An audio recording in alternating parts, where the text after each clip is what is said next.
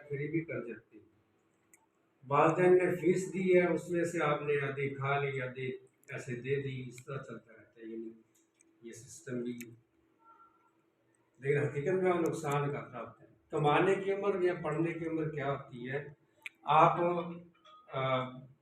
20 साल से 22 साल से लेके 30 साल तक ये आपका पढ़ना भी है, इसमें आपके काम करना भी, स्टेबल होना ही नहीं कि काम करना ही नहीं।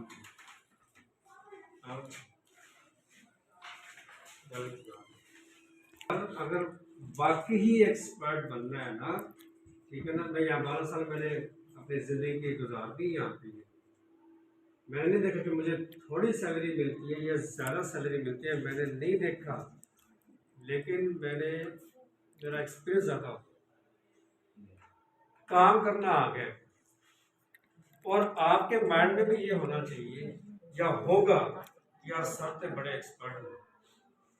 तो मैं गुरूर और तकब्बर से नहीं कहूँगा, मैं अल्हम्दुलिल्लाह पढ़ के ही कहूँगा कि अल्लाह ताला का लाख